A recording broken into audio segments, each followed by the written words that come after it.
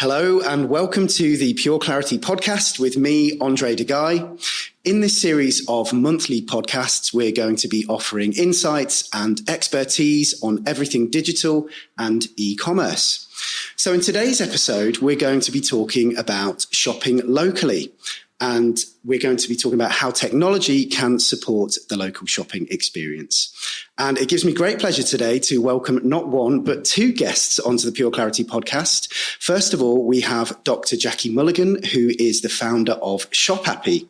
And Shopappy is a platform that allows consumers to buy directly from local businesses online. And secondly, we've got Rachel Swann back on the PureClarity podcast, who is the commercial director at PureClarity. Welcome, Jackie, to the PureClarity podcast. How are you? I'm very well. Thank you for inviting me. Good. You're welcome. And hello, Rachel. How are you? Hi, Andre. Very well. Thank you. Thank you for having me back. Good. No problem at all. So let's start with you, Jackie, if I may. So for our listeners, can you please tell us a little bit more about Shopappy and also your work on the Highstreet Task Force? So, Shopappy started in 2016. It was a kind of one-woman battle, as it was described, to fight for the high street. I absolutely love, like most people, my local high street, the local businesses, my community. And what I could see was that they were being crushed by the online giants, by out-of-town retail parks. So in spite of the fact that we love they exist, we weren't actually going out to them. Why? Because they shut when we get home from work. They're generally not online where we're looking. And so for me, we needed to level up. So I took a leap from my safe career in academia and started the platform. I had no tech and no retail experience, but what I knew was that we needed to get a consumer to be able to shop where their heart is, and that's what Shopappy is. So we started with just the local shops in my local town, which is beautiful, Saltaire, if ever you come to visit. It's World Heritage Site. Indeed, why go to the pyramids when you can come to Saltaire, is what we say. But basically, it was the idea that you could buy bread from your baker, fruit and veg, meat, whatever, candles, gifts, and then you could go to one click and collect point after the shops had closed. In the initial stages, we just started to use pubs because I really like gin. I really like shopping, so I thought, why not combine the two? But then we started to roll out to different towns, and really it became much more of a digital place. And we started to add bookings as well, because our high street isn't just retail, it's hospitality, it's got B2B businesses on it, so we wanted to reflect that. Obviously, COVID struck, so then we pivoted the platform, as you say, that's a good word, isn't it? Indeed, pivoted. And we added home delivery, and then we expanded really, really quickly. So we went from our 29 towns in March to 103 in 3 weeks, which was quite dramatic. But what we wanted to do, and we gave all of our support for free, is to give businesses an online platform they could quickly use. They could use the delivery. Even if they were closed, they could still trade. Because after all, Amazon can still trade, and it hasn't got shop fronts for now anyway. So our local businesses had to have that opportunity. Sure, absolutely. And in terms of the High Street Task Force then, so what's all that about? Well, I am an expert on the High Street Task Force, and I'm also a senior fellow in the Institute of Place Management. And place management is a growing profession. It's a very complex thing. When you're talking about a town and a community, there is more than just place and bricks and mortar at stake. It's how a community feels, and its mental health, its well-being. So the High Street Task Force has been put in place by the government. It's funded, and it's helping towns across the UK that are struggling to revitalise. And let's face it, it isn't COVID that's just struck the high street. The high street was struggling for years before COVID. What COVID has done is accelerated the trends that are diminishing the high street in some places. So, so my role is to support those initiatives. We, as experts, you go into towns, you look at what the problems are, you try to get multi-stakeholders at the table, try to come up with plans that will help create a sustained long-term future. But the focus of most of my energy is the digital platform, because digital resilience is key to our future, and the fact that a warehouse in the middle of nowhere can beat a local high street that's literally 5 minutes away is still shocking to me. Absolutely, absolutely. And let's talk about the impact of the pandemic. So you've obviously touched on that just there in terms of the impact on the high street overall. What about local businesses? Has it had a greater impact on local business? Obviously, the retail giants, they've got the budget to perhaps survive a little bit longer. Local businesses? Actually, I think the giants aren't surviving. I mean, if you just look at the announcement yesterday about Gap, they're not surviving. When you've got massive overheads, you're in multiple places, you can't move as quickly. A small local business can move quickly. What we've had is a decade of councils and town centre planners chasing the giants. We need the anchor store, the big name. But in reality, that puts a boardroom, a very distant boardroom, having a stake in your town. And that's complex because that means we have a fragmented ownership structure. We don't have people who maybe have such a vested interest. For them, it is a postcode, ultimately, a postcode that delivers a certain level of ROI. Go to your local independent butcher, your local greengrocer or your gift shop. They don't see that high street like that. They've bet their house on that high street. They have a vested interest in that community. And they've done it for more than just an economic reason. So I think we need to shift the focus. For me, small is the new giant, and that is about agility.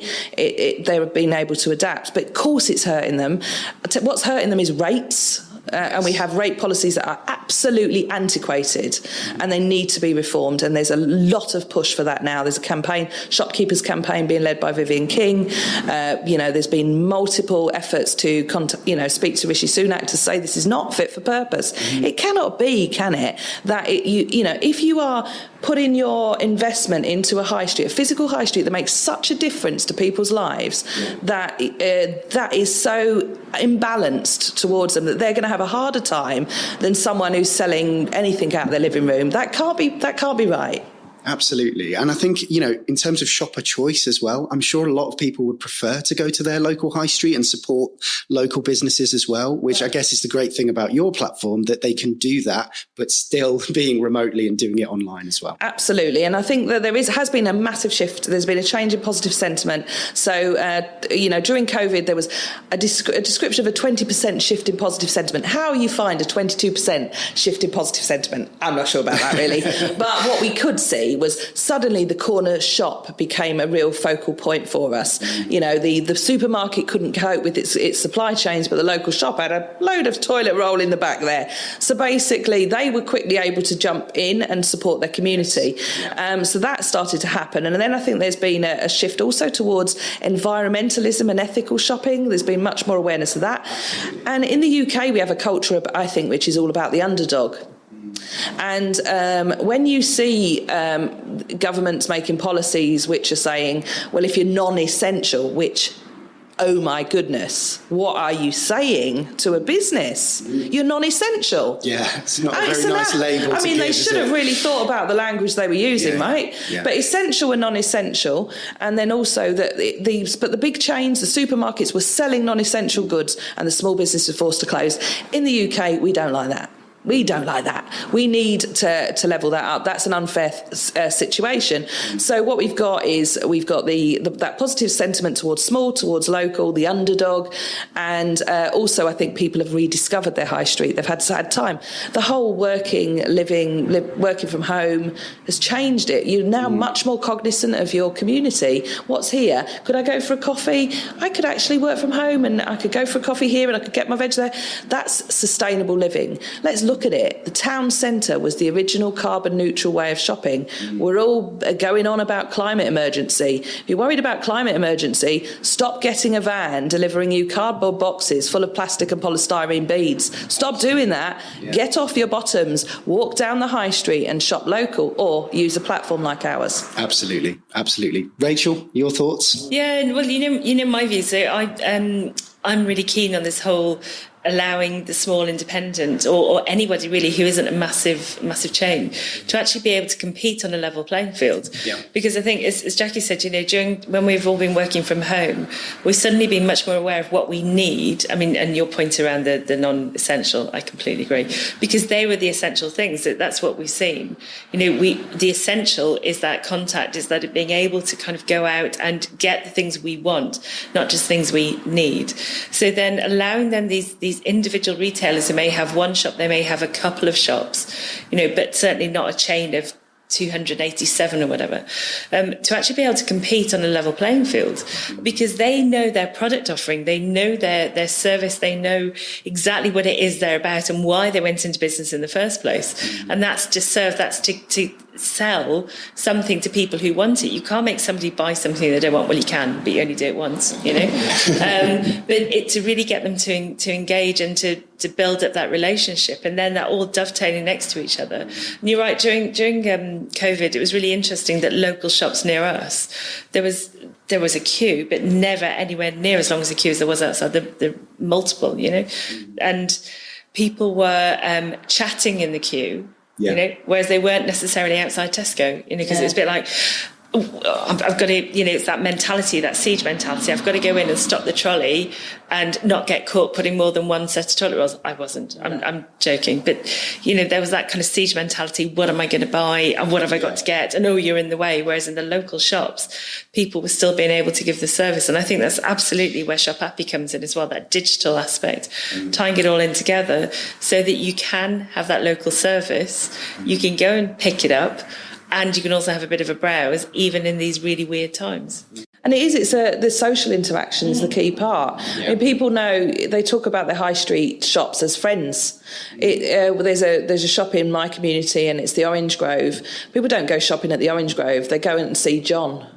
Yes. And that's the difference. And that social interaction is so important for our own psychological, mental health, to have connection and social interaction. We've all had a taste of what it's like to be isolated and detached through COVID. Yeah. So I think it's made us hungry for that interaction. The personal service, I couldn't agree more. I mean, even when you order from Shopappy or from these local businesses and you get a home delivery, the home delivery isn't a number. It's you, and it's card handwritten, and it's wrapped, and you know there's always a surprise in there, whether it's a little pack of love hearts. What you know, I mean, we have this kind of cliche, don't we? We say every time you shop in a small business does a happy dance. But they do. Yeah, absolutely. I've seen it. Yeah. I've seen their kids doing it, because for you that is more than shopping for them. Yeah. And that's, you know, it's the trust as well. There's a hell of a lot of trust between small businesses and their local communities. They're not in it just for the money. Yeah, absolutely. I mean, I'd be interested in talking about demographics for a second as well, because obviously there's a perception, rightly or wrongly, that younger people are more socially conscious. They're more likely to think about, you know, actually, I'm going to buy from a retailer that, you know, has environmentally sustainable products, or, you know. Do you find that it's more young people using your platform? Is it a mixture of demographics? It's a mixture. Okay. 40% are under 34 and 40% are over 50, with a large percentage of those over 65. Okay. Now, for online shopping, that's quite a strange one, but that's because the older people have had to go on online shopping because they were the ones shielding. Sure. And what's been really interesting is how you communicate with that demographic. So we've got a case example is a lady who's 81 now. She started using Shopappy when she was 80. She had never shopped online before. She picked up the story about our platform in the local newspaper. She's not on Facebook. Mm-hmm. And then she saw Nick the butcher, who she knows, and then she felt the trust to use online. Of course. But we were shocked, I must admit, in that first wave in lockdown, how many people were messaging us saying, I don't know how to do this. I don't know how to shop online. So there's a digital exclusion point, which is really serious, because if you have communities that are digitally excluded, they are going to feel much more detachment, isolation than ever. And we have a duty to be dealing with that right now. But also younger people, they rediscovered their high streets, I think, and provenance and all of that. Yes, that's been a growing one. I think there was some research just prior to COVID. 55% of people were saying that they would prefer to shop local, and a large percentage of them were younger people who were interested in local challenger brands, provenance, vegan, very specialist. Yeah. I think that's changing, but we still have a digital first generation, and we have an older generation that are not like that. So we have to blend the two, and I think that's where a platform like this can do it, because it can immerse people in it. But I think we need to get away from thinking that shopping is about getting things. Yeah, absolutely. It's more about the experience, isn't it? And I think we touched on in the last episode, Rachel, talking about my parents prior to the pandemic, they'd never shopped online. ever. And they were kind of forced to do that. And now actually they know how to do it, and they're much more comfortable with doing it. But that's a massive risk right there, because prior to COVID, there was £1 in every 5 was being spent online. And there was about a drop in footfall across our high streets of around 18%, 18%. Now it's £1 in every 3.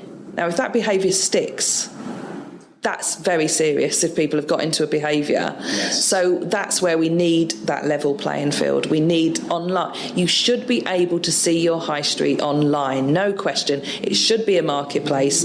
It should be everything in one place, and it should not be individual businesses and a fragmented director experience. That's ridiculous. Absolutely. And, online's never going to go away. I don't think the high street's ever going to go away. There's definitely room for both, but I think the two have to support each other. I think that's really interesting, because we were talking in the last episode about also my parents, and my dad's 81, my mum's 74, and they shopped online for the first time in the pandemic, as in supermarket shopping, and they are determined, where they live in South Wales, they're not going to go back to in-store supermarket shopping. However, it's the other bits of shopping that they are now doing back in person. Yeah. So they came up to stay with us a few weeks ago. First time we'd seen them in 18 months, I think it was. What did my mum want to do? Garden centres in person, And she had a look online. She saw the local ones to us, and she wanted to go. And we went round these garden centres, all very COVID secure and all the rest of it. But there is no way now. They have commoditised the supermarket daily essentials, and as far as they're concerned, they can be delivered online. It's the other things, so quality meat, for example, they get their milk from the milkman, they have done for 30 odd years or whatever. But they're the things that they're happy to kind of keep doing the local service. And the other bits, they want to go and see and get that personal relationship. Absolutely. And it's going to be interesting to see how that changes. And I'm seeing that also from my generation. That's pure anecdote. However, I'm seeing that, again, it's that whole revelation of the local relationship, commoditisation of certain things, and then the treat or the value as opposed to price aspect of other bits. Yeah, absolutely. And, doesn't it come down to giving consumers choice? They might want to just do their, supermarket shopping online, but like you say, then for everything else, they might want to go to the butchers to get their meat rather than the supermarket, or, giving consumers choice is really important. It is, and there's also a new concepts we're seeing more in high streets, which is zero packaging stores, refill shops. So that's a younger demographic, definitely going to that. But then I talked to my mum, who's in her 70s, and she will say, that's how we used to shop. So these things are cycling back. We have we've overconsumed, and we've got used to things being wrapped in plastic and so on. And so the plastic-free kind of movement is supporting localism as well. And the businesses are thinking more and more about how do we package things, how do we deliver to this community. We just need to do more of it, because this isn't just about high streets. This is about a carbon neutral way of living that is better for the planet, people and place. Yeah, absolutely. And I guess, some retailers, obviously during the pandemic, in episode 1 of the podcast, we spoke to Comfy Homes, who actually closed their store and they moved fully online. Obviously, that's an extreme example. But do you think retailers now, independent retailers, are thinking about moving online? Do you think they're actually worried about, should we have an online presence? We don't have a website at all, should we? Well, just again, story yesterday, look at Gap. They've gone purely online. Yeah. This is where we've got to sort this out, because local governments, councils should understand that the high street is playing more of a function than just selling things. They need to be providing a better situation for those businesses to survive, because they form a social and an economic role. Markets, are fundamental for getting people together. You lose those. But of course, if you're a business and an accountant is looking at you and going, well, you're trading X number online and you're trading hardly anything in store and you're paying rates and rents, cut it. Of course. Why wouldn't you? But on the positive, we're seeing pure online brands going into the high street. And there are initiatives like Souk, pop-up sort of digital place things. There's loads of really interesting stuff happening with Voyage units, which are bringing micro businesses to the fore, taking people from that online in.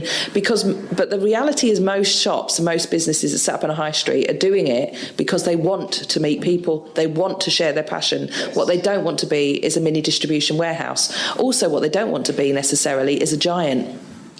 So we seem to praise two things. We praise people for cutting costs and making the most money or becoming giants. Actually, let's think about these brilliant people who are contributing to how we feel every single day. Absolutely. Just on that note, there's two things there. So I used to work in FMCG, particularly in promotions, and the big issue there was the brands had no idea who their consumers are. Yeah, so because their customer base are the likes of the Tesco, well, the Malts, and the big distributors, whether they're UK-based or German-based. Yeah. They have no idea who the consumers are.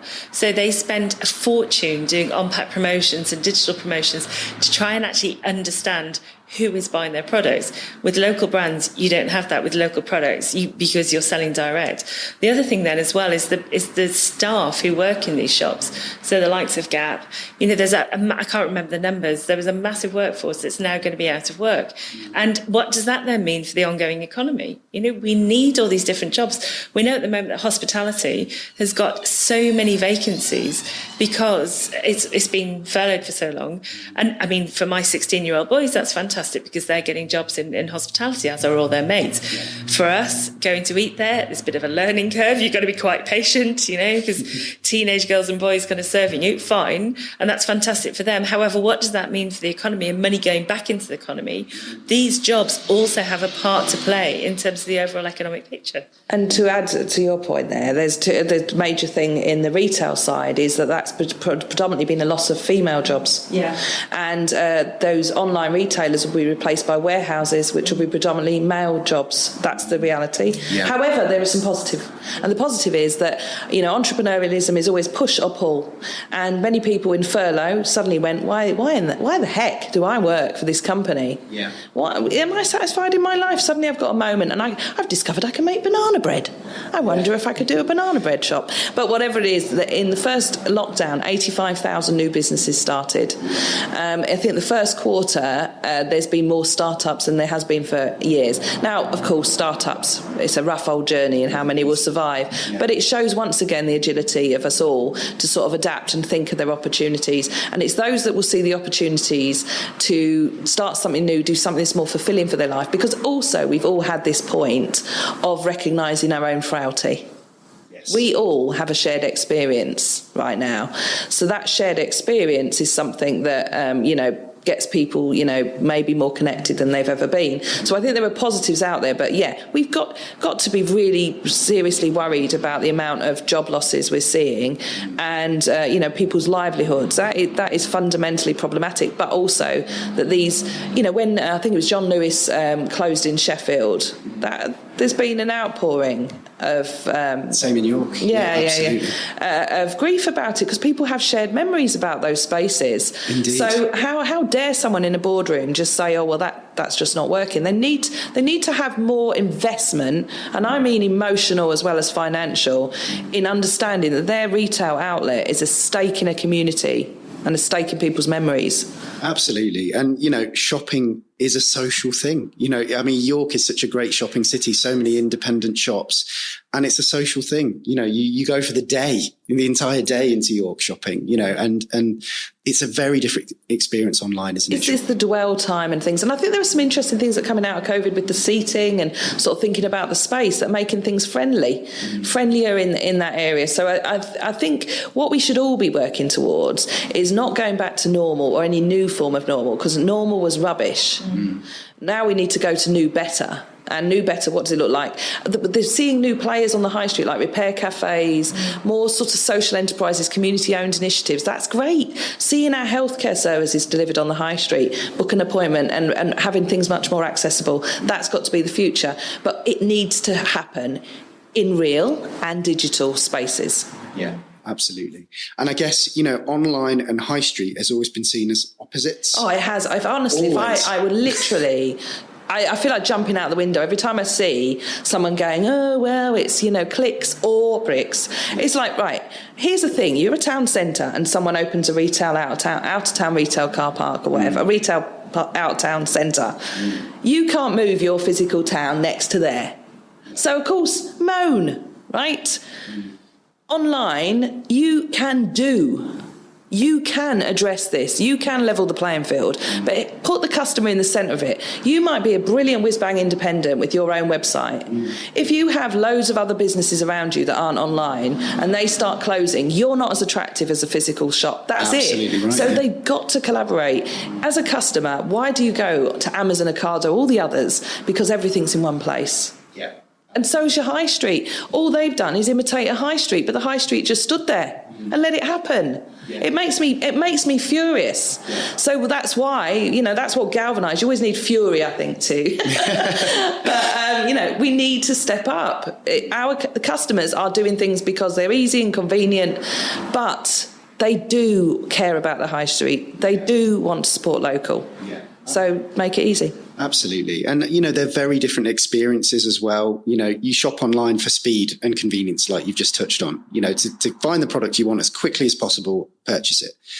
In person is much more about the experience. And as we touched on before, the personal service, the person who runs that shop. You go in for a chat and to browse as well. Browsing, is so browsing, important. that's another thing that's been very detrimentally affected by COVID. So between lockdowns, we had the trend of, this is so hard to say, the short stay shopper. Right? So businesses are reporting, they're coming in with a quick intention to spend, but they're not, spending time browsing in store. If that happens, where's the browsing happening? It's happening online. Google in 2014 released research that showed people looking at online were more likely to go to a physical store. It's about 18%. Yeah. So there is this kind of need for this shop window. We just did a recent webinar about the importance of the physical shop window as well, because people are spending time queuing outside it, walking past it, or thinking about going in and thinking, do I feel safe? We're going to be in this situation for a while. So let's let people browse. And what I would describe Shopappy as is browsing e-commerce, which is an untapped opportunity. Actually, e-commerce is boring, transactional and faceless. But what we do is browsing e-commerce. We're happy if someone looks at our site, has a go at all the shops, finds out about it and gets into town. Result, they don't need to buy online. If they use it for online, great, but it's not our mission. I think there's another thing as well. It's that browsing. One of the issues you touched on, Andre, which is why do you go to the Amazons, the Ocados, is because you can't remember where you might have actually found that thing in the first place you're looking for. So it might be something, it might be a necklace, or it might be a new tap for the bathroom. You can't remember where actually you're going to get that, but you know that Amazon's going to have it. And so it's that, again, it's that commoditization of that, because there's a lack of loyalty or a lack of retention because you're not necessarily browsing. That's where I think Shopappy does it really well, because you've got the local high streets. You can't necessarily remember. So we were talking about the old yard at Bolsover, and there's a rope shop. I cannot remember the name of this rope shop for love nor money. However, I know it's in the old yard at Bolsover, right? Yeah. So I know I can either Google that or I can go straight to Shopappy and find it on there as well. It's Thomas the Rope Maker. Thank you. And you were going to tell me. And it's there, though, in other places as well. There are other places on there as well. So there's a couple of craft stores in there. There's a cafe.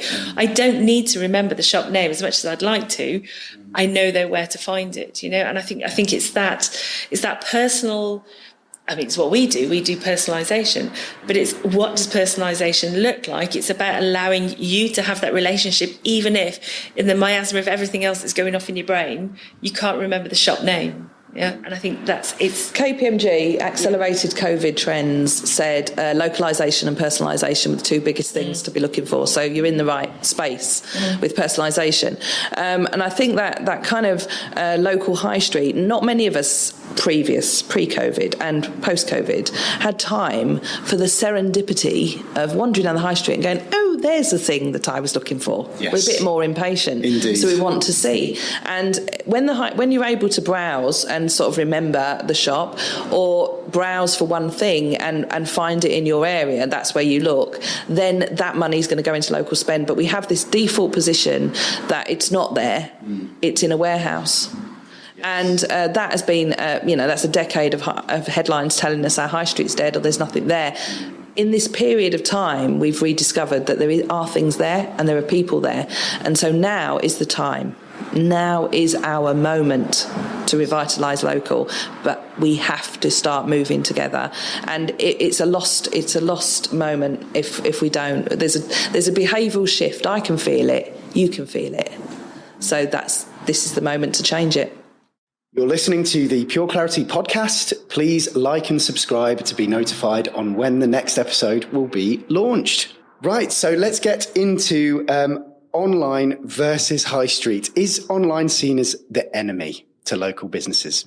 It has been seen as the enemy, and I think that's the main problem, actually. Pre-COVID, I went to a big IBM event, and I listened to amazing technology, AR, VR, all sorts, holographic telepresence, videos into store. And as far as I was concerned, these tech developers may as well have been talking Martian when you compare where people are at and what people need on a high street. I mean, stop solving problems that don't exist, I think, is one major point. But the small businesses have, for years, been told that, it's Amazon, it's the internet, etc., it's killing high street. Actually, out-of-town retail parks have done more damage to town centres than Amazon ever has. So planning is a problem. Yeah. Rates are a problem. But consumer behaviour has gone online. So for us, it's always about the small steps. So pre-COVID, we were talking to businesses, and maybe it was 3 or 4 out of 10 had any online presence. That's shifted dramatically during COVID. People are using social media, which is great. They're using online. But it was very much so far ahead. And there's a Chinese proverb that somebody told me years back, which was that if a leader gets too far ahead of his troops, he starts to look like the enemy. And for me, that's what technology felt like, and sometimes still feels like. And I think we just need to look at things and start to go some way towards digitalisation. Look at where customers are. They're on social media and they're buying online. Otherwise, you wouldn't have you wouldn't have big retail stores going, we've had it.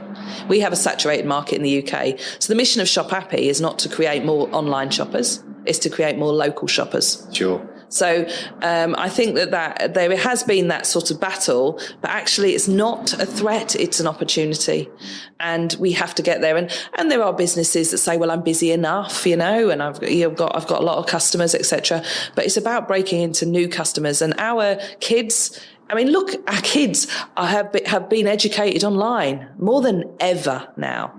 So it isn't going away, but I'm not a big believer in thinking that trends are always linear either. Indeed. So we need to just be aware that it's not just technology. You could be great. We could have a greengrocer that's brilliant at websites. Well, quite frankly, I'd be worried about the quality of the fresh produce, Absolutely. right? So be passionate about what you do. Online isn't that difficult.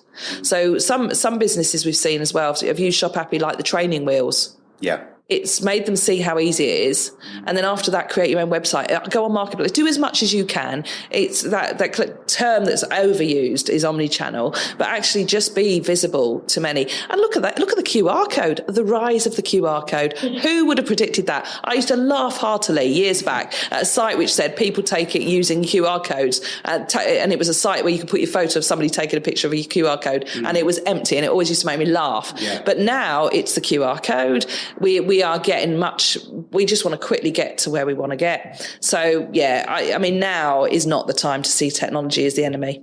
Indeed, absolutely. And Rachel, I think, some online retailers as well, they're trying to emulate that in-store experience, aren't they? And that personalisation is obviously a key one. Yeah, exactly. It's taking the shopper by the hand. It's having that relationship because, it is, as you've both said, shopping is a social experience.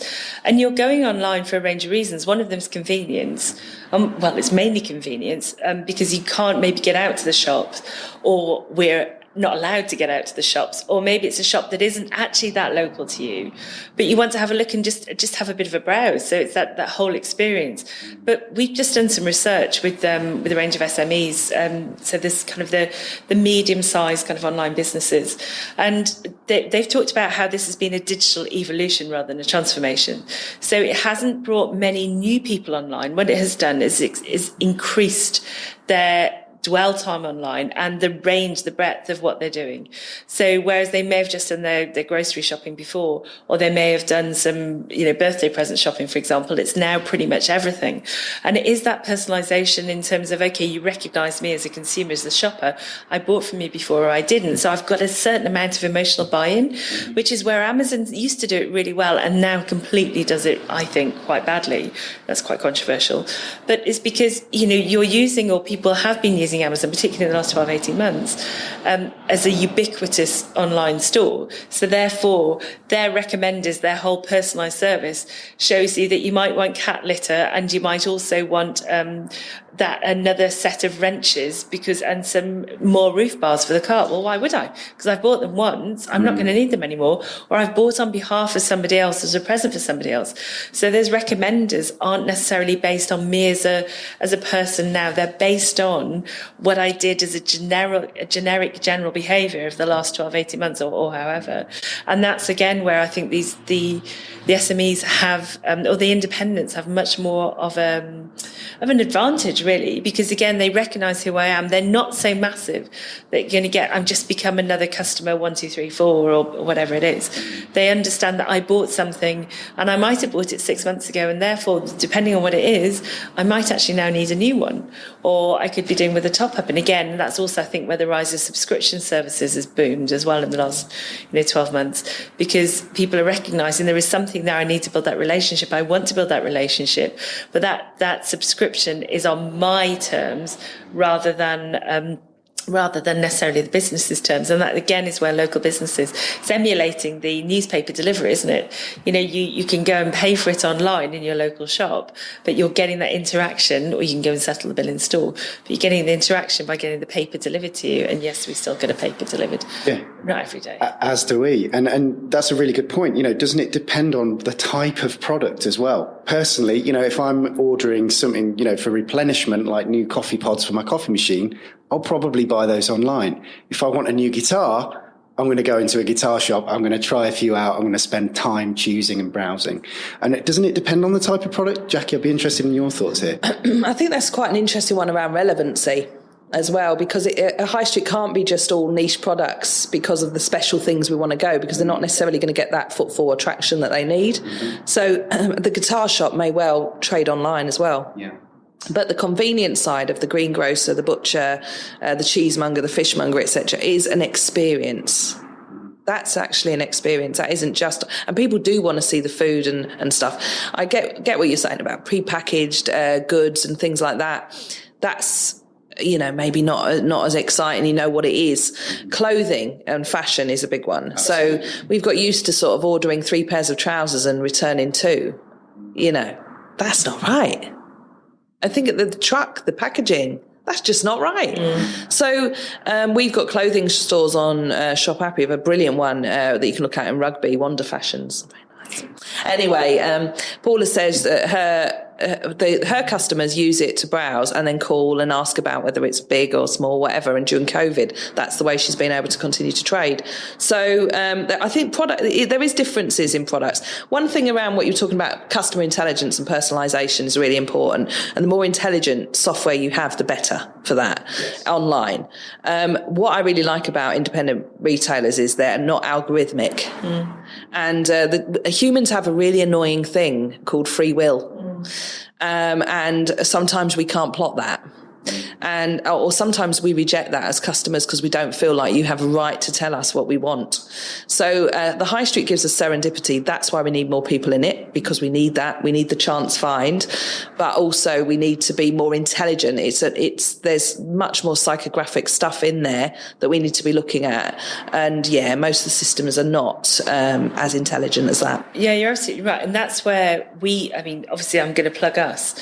But I made an educated decision to come and join PureClarity because of a lot of that was to do with the product, and it's because it's based on real-time browsing now as well. So, many of them, like the Amazon intelligence I was talking about, it's not based on. Well, it's based on real time, based on what you've just done, but it's really clunky, and it just shows, if you're looking at printers, it just shows you other printers.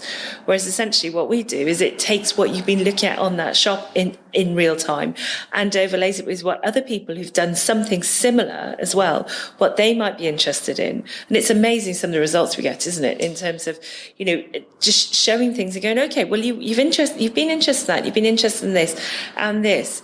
Well, actually, we've seen other people who have also looked at those three things, have also looked at this, just a bit bizarrely, and it may not even be vaguely related. They've kind of gone, oh, right, okay. And it's that experience. So it's like the shop, the shop assistant saying to you, oh, yeah, you look quite good in red. Oh, yeah, okay. And I've got this and this. Now, this isn't red, but this is something, a similar neckline, for example, And it's that, I think it's that, that level of personalisation, recognising you as an individual, because I'm very special. I want everybody else to feel that I'm very special and treat me specially. You're very special. We want to be treated like that in store and online as well. So yeah, and one of my best experiences was a great shop in Lincolnshire where I went in and I'd be looking at, it was when you do a lot of media and stuff, and I was thinking, I really want to change my look, and I was looking at personal dressers and stylists, and they cost a fortune, and I'm too tight for that. So I ended up going to a local shop, and I just turned up and I said, I just don't know. I don't like what I look like, and I would like to have new things. Right. And sort of spent an hour with me finding great stuff. I spent quite a bit with her, but actually great value. That's the other thing. And so, that personalisation, I think there's another component of it, which is value. And not value in monetary terms, what your values are. And to what extent is that brand or that product or that shop reflecting your values? So again, a good pointer for using, Shopappy is that if a shop is on Shopappy, it's saying, I've got stake in the community and I want to collaborate. I want to shop with businesses like that. I don't want to shop with businesses who are like, well, I don't care about you. I'm doing my own thing. Not so interested. So I want to shop with somewhere that's environmental and thinking about sustainability. So again, some of those user journeys might be about trying to filter and curate those for people's own values, and I think those are becoming increasingly important, particularly with the younger generation. I have a real issue with value versus price, actually, because it's what's important to you and what's important to the business. But also though, within Shopappy, what you then have is I keep coming back to, maybe it's just my poor memory, but you can't necessarily remember somebody's name, whereas you were going to remember more of a ubiquitous online presence. So that they're part of that community. And I think that's where, again, so the similar value set at the core of it. However, for me as a customer, I'm going with a similar value set. I know I'm going to be able to get something online because I can't quite remember the name of it, but I know that they're part of this similar community, and it's that community. It's the emotional aspect. connection you have with where you live as well, and that's what we need. We need people to have more of an emotional connection.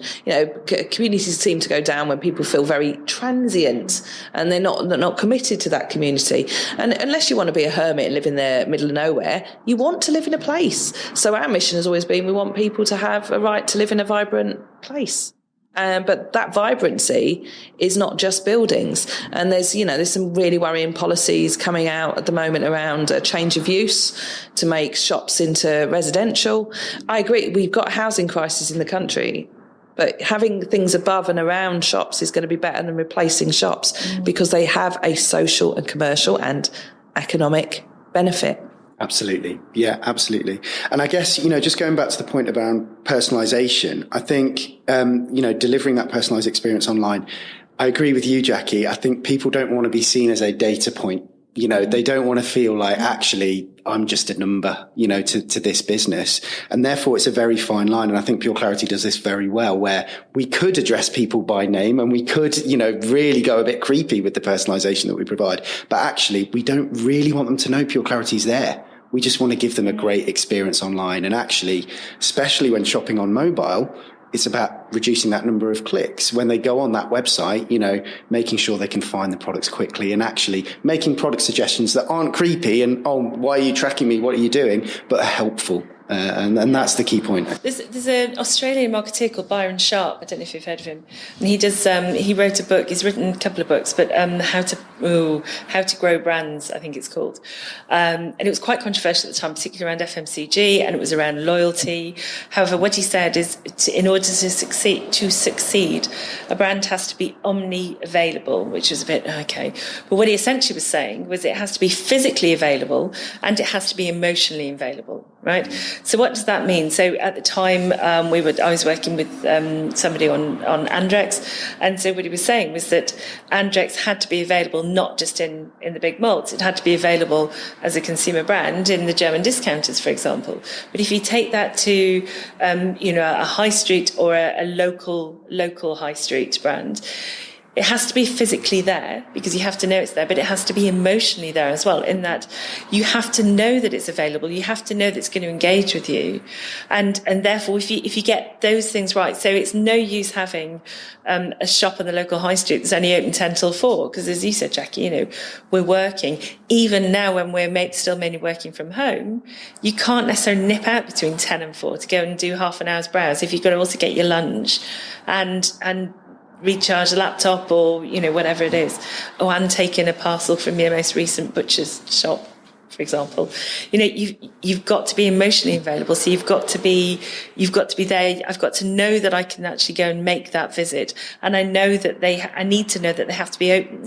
I also have to know that they need to be open from between maybe kind of 9 and 6, something like that. Yeah. So it is that linking of those two together. But yeah, Byron Sharp is worth reading. Well, convenience with the local conscience and emotional. I mean, what I like about that, kind of following other user journeys to sort of put things to you, is it links very much to connecting with like-minded people and knowing you're not alone. And we all like to feel like we belong and build community. So I'm in a camper van community. That sounds great. I'd like to be part of that. And it's a real sort of guilty pleasure having a look at my little Facebook group there and connecting with people who are talking about bunting and what they're going to stick on their vans and all of that. And you feel like you're part of a community. So actually, sometimes realizing like-minded people like these kind of things, there's something reassuring in that. Of course, we want to feel special, but we don't want to necessarily feel alone. Absolutely. So finally, Jackie, one for you. What, in terms of the future, the next year or two, what's next for Shopappy, local businesses? Where can you see things going as we hopefully start to come out of the pandemic? So Shopappy, our mission is to be in every high street in the UK. So that's our mission for the next couple of years, is what we're going to be heading for, because we want people to understand that shopappy.com is an ethical, sustainable, authentic brand that wants people to spend where their hearts are, wherever you are.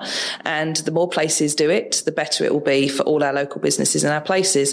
And I want the UK to be a place where everyone feels like they live in a vibrant community. And if we can play a part in that, because obviously we're not the magic wand, but if we can play a part in that brighter future, I'm well up for it. So that's our next 2 years. Fantastic. That sounds great. Well, thank you so much for joining us on the PureClarity podcast. Jackie, Rachel, thank you very much. That was a fantastic discussion. Thank you, everyone, for listening to episode 3 of the PureClarity podcast. To be updated on when our next episode will be released, please like and subscribe on your favourite channel. Thanks again for listening, and take care. Listening and take care. Listening and take care. Listening and take care.